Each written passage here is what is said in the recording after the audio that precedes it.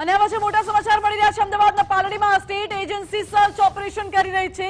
Share ઓપરેટરના સંબંધીના બંધ ફ્લેટમાં search કરવામાં આવ્યું, જેના દ્રશ્યો આપ ગુજરાત ફર્સ્ટ પર જોઈ રહ્યા છો। 95 કિલો કરતા વધુ સોનું ઘરેણા મળી આવ્યા છે। 60 થી 70 લાખ રૂપિયા રોકડ રકમ પણ મળી આવી છે।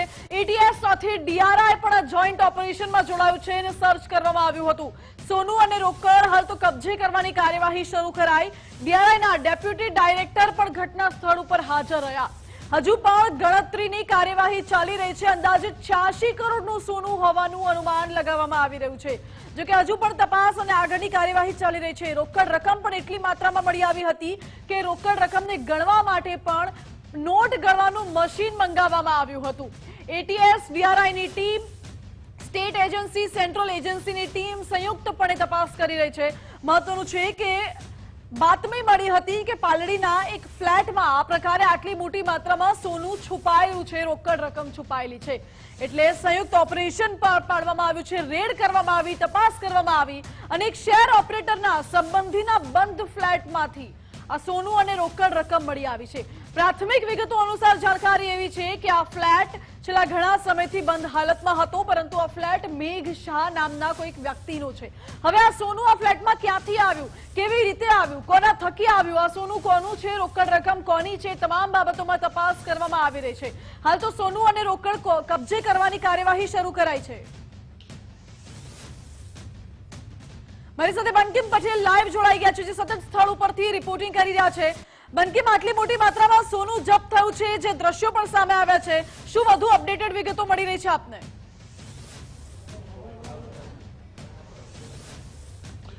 માનસી, આ જે સોનાનો જે ખજાનો કહેવાય, સોનું ના કહેવાય પણ પરંતુ સોનાનો ખજાનો કહેવાય કે કોઈ એક બંધ ફ્લેટમાંથી આટલી મોટી માત્રામાં કદાચ ભૂતકાળમાં ક્યારેક જ આટલું સોનું મળ્યું હશે।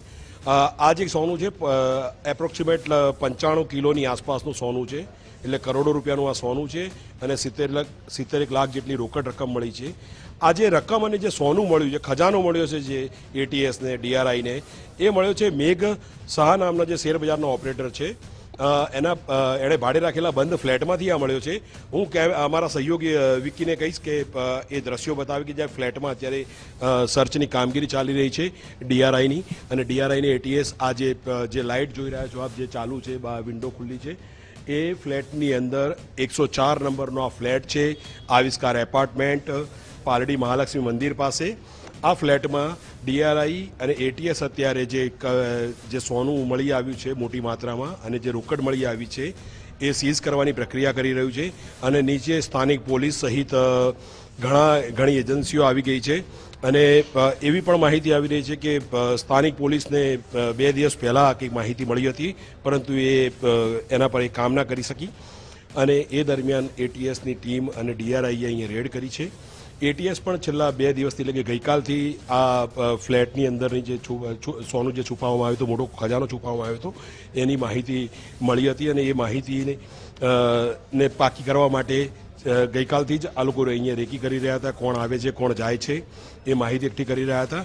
હાલમાં આપ જોઈ રહ્યા છો કે એટીએસનો સ્ટાફ જે ફ્લેટની નીચે ગ્રાઉન્ડ ફ્લોર પર બેસી ગયો છે અને ઉપર કોઈને પણ જવા નથી દેતો, અને અત્યારે હાલ જે કામગીરી જે ચાલી રહી છે એ કામગીરીમાં જે કરોડો રૂપિયાનો જે દલ્લો હાથ લાગ્યો છે, હવે એ કોનો છે, કેટલી કેવી રીતે આ બેનામી રોકડ અને ગોલ્ડ, આટલી કરોડો રૂપિયાની કિંમતનું ગોલ્ડ જે મળી આવ્યું છે, એ કેવી રીતે મેઘ શાહે એકઠું કર્યું અને અહીંયા સંતાડ્યું હતું, કોણ એને સંતાડવા આવતું હતું, સોનું ક્યાંથી ખરીદ્યું, સોનું કોની પાસેથી ખરીદ્યું, અને કેવી રીતે આ રોકડ અને સોનું આવ્યું, એ તમામ બાબતોની તપાસ ડીઆરઆઈ અને એટીએસ આવનારા સમયમાં કરશે।